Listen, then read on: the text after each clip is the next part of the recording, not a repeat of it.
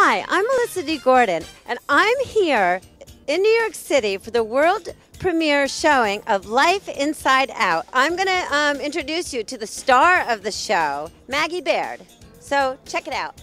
And what inspired you for making this movie? Well, the movie was originally inspired because I did take up music in my middle life. I played all my life, but I took it back up. And at the same time, my son, who was 13 at the time, was discovering his own musical gifts, and it was incredibly bonding for us.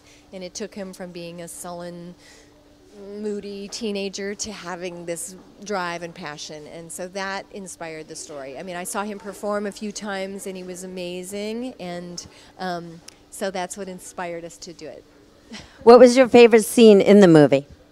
Oh my gosh, I think my very favorite moment is when Shane peeks in the door and has no idea that I'm playing the guitar, and opens the door and sees me playing guitar, and I don't say anything, and he doesn't say anything, and he shuts the door, and he leaves. That's my favorite moment.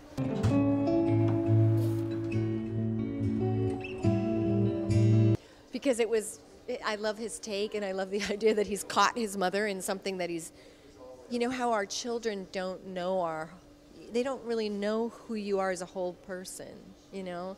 We become mother to them, and it's beautiful and wonderful, but we kind of give up certain elements of our own lives, and then just to have him see her as like, he has no idea she does this, he's never seen it before, he shuts the door and leaves, you know? It's my favorite moment. Call me when you find yourself, and I'll tell you what you want to hear. There is no place I'd rather be than right next to you, my dear. This is not the only way. It won't always be so unclear, no.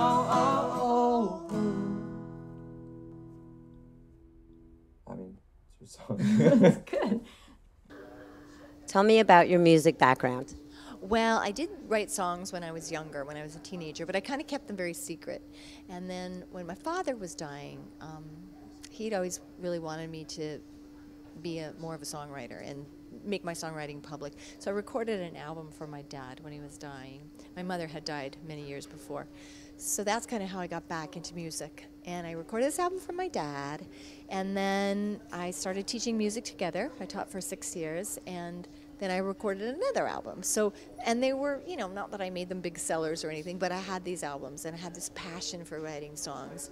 And then my son Phineas started writing songs at 12 years old and 13, and he had this amazing talent for writing songs. So the focus kind of shifted a little bit to him, and so I still sing and write, and I love music. I wrote a lot of songs at the Groundlings when I was in the Groundlings. I wrote musical numbers, so I don't have like a formal music degree. I play the guitar and the piano and the flute. I'm adequate at best, but I love to write songs primarily. And Phineas, on the other hand, plays kind of everything, and music is his calling, so we have a music-filled life. So You have to be very proud of your son because he has an amazing voice.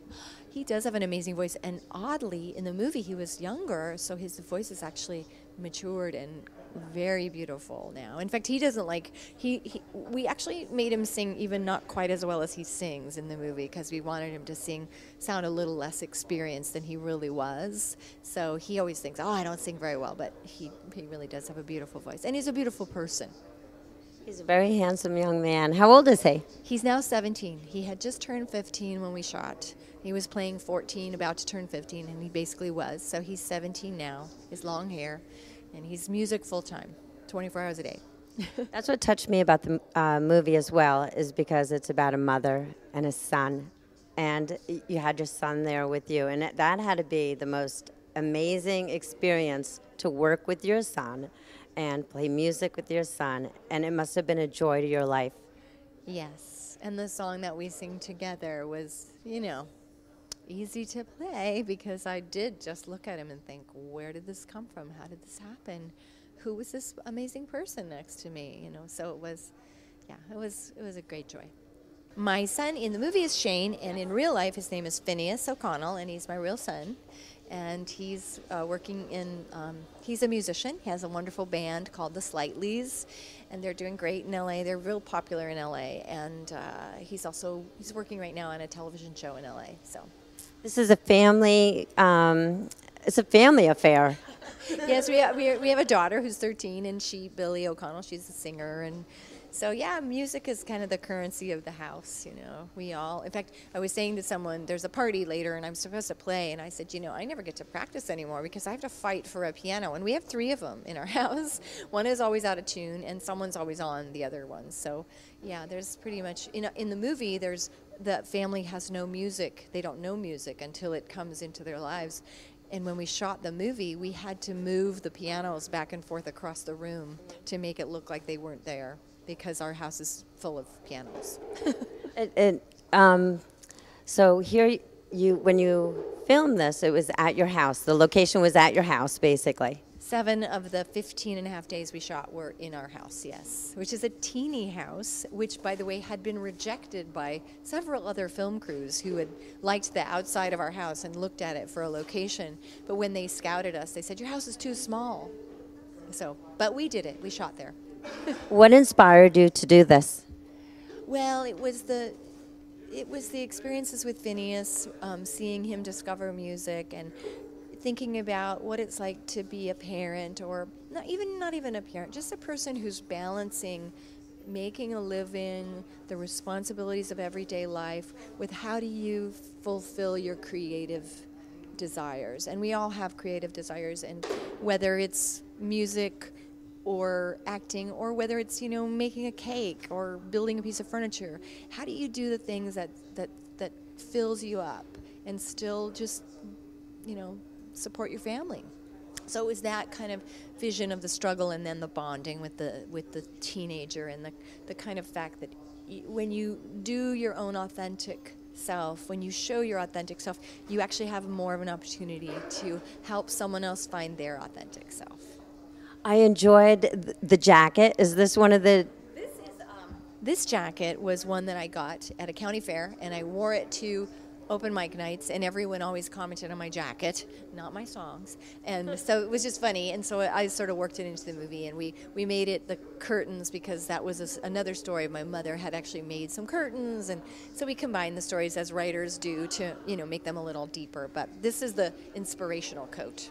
So, in other words, like with the jacket and everything, there's some like real life stories in your, yes. Yes, it's a fictional story, but like every story, you know, there's little elements of truth, you know, or, you know, when you're a writer, you save up little things in your life, and, you know, when they're appropriate, they fit, you know, and then they have that depth, because you're like, that's a real story kernel that's going to make it have that heart. But it's fiction. How long did it take you to write this movie? Well, Lori, who plays Lydia, plays my sister in the movie, we wrote it together. We were doing open mic nights together. We had a group of moms. We had a group of moms that would go out to open mic nights and support each other so that we wouldn't chicken out. And when the story came to mind, I said, do you want to write this movie? And we then, because we were busy moms, we would get together once a week, maybe, and we would write, and we'd work out all the details. And then at a certain point, we started, you know, writing on our own, and, you know, just like send it over and, you know, send it back.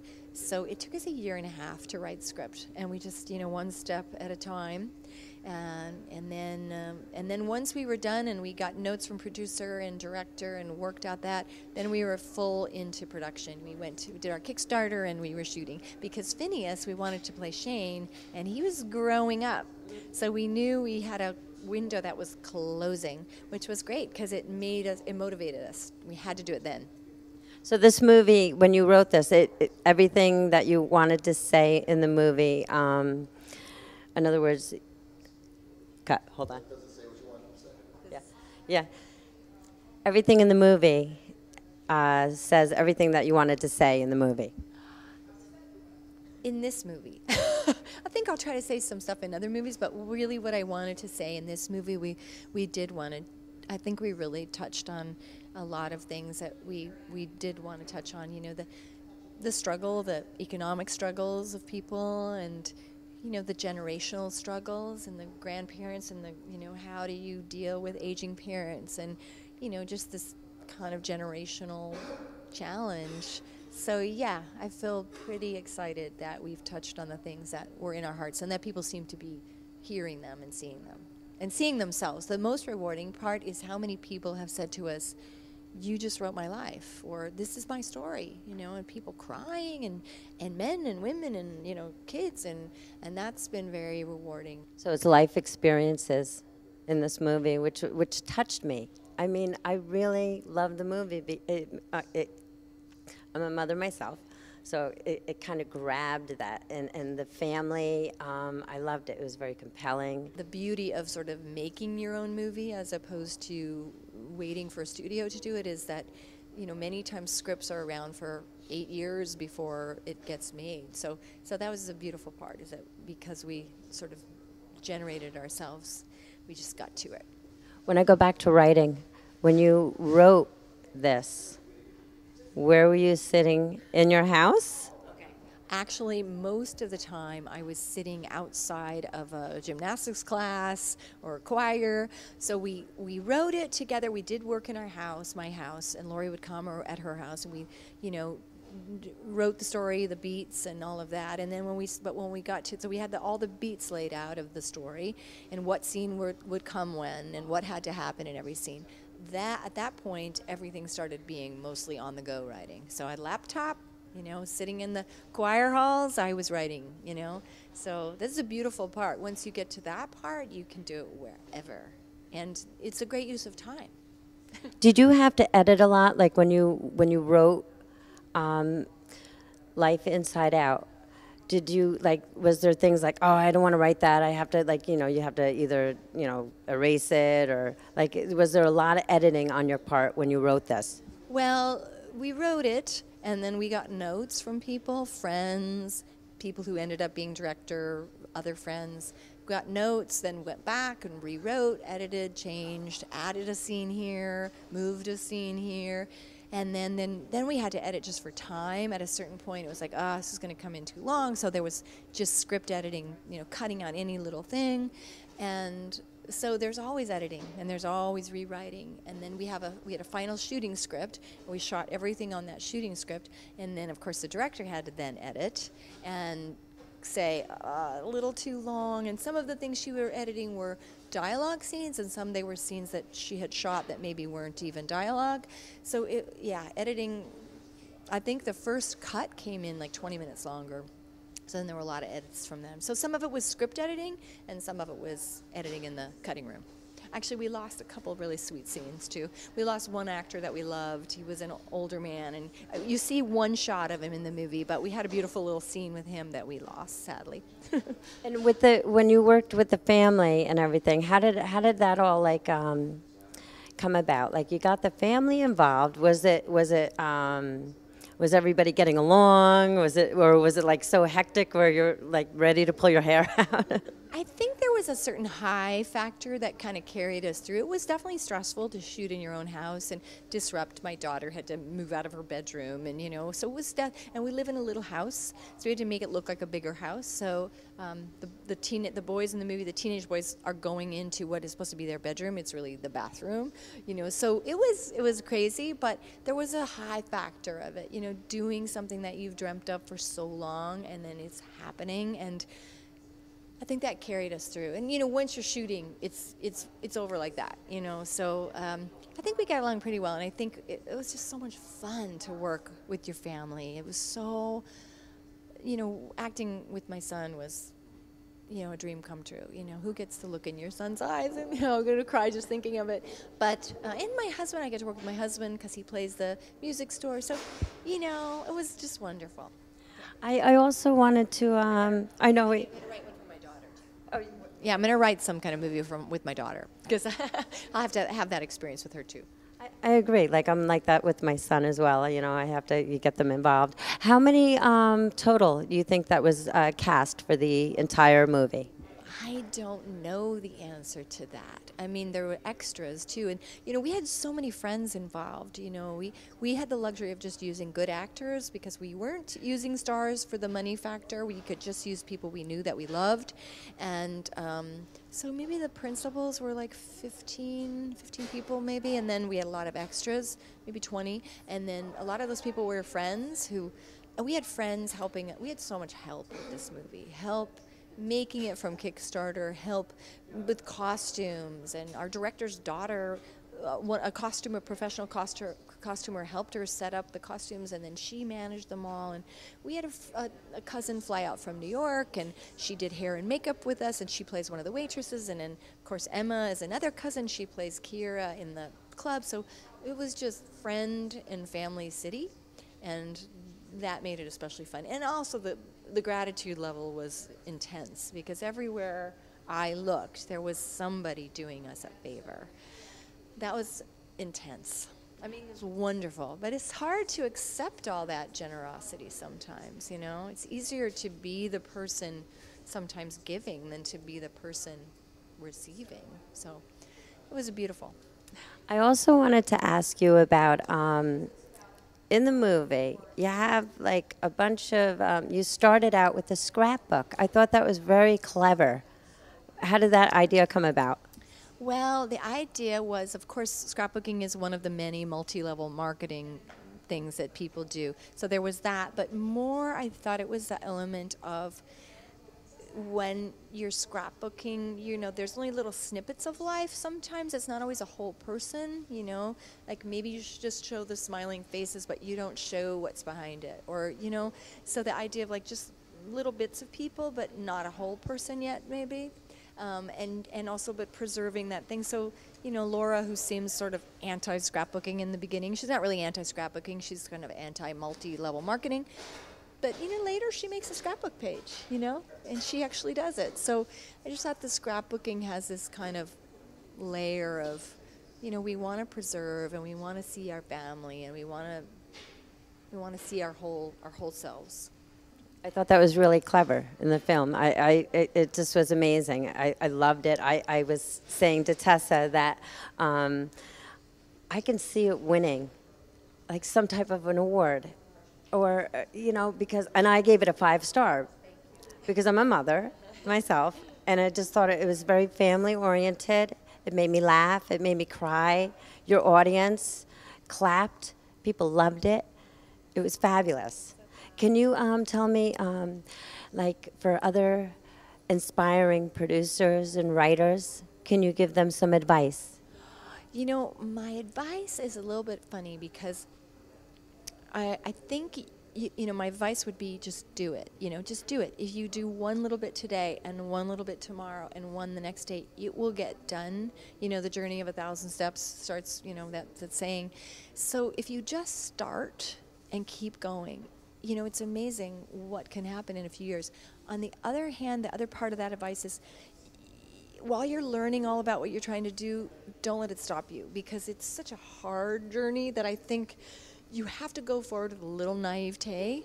And so I don't want to say too much about the challenges of it, because I think you should put a little bit of blinders on, a little bit, and take the first step. And then when the challenges come, you will deal with them then. It's a little bit like walking across a river. And the first step is like, oh, I'm wading across the river. And pretty soon you're up to here. But you might as well just keep going forward, because it's going to be the same going back. So it's like that. Just take the first step into the river and cross it. That's awesome. Okay. So what do you want to accomplish with this film? My main goal with this film is just for people to see it. Just people to see it. It's been very rewarding that people seem to see themselves and appreciate it and feel that it's speaking to them. And so my goal is just as many people to see it as possible. People tell other people tell other people, and then everyone sees it. Just that's really all I care about. It's a must-see, definitely. I loved it, and I really thank you. Is there anything that you would like to add? Just thank you so much, and thank you for telling people and watching it wherever you can. Look for it on IMDb, Rotten Tomatoes. Look for it and request it on Netflix, and just want people to get to see it.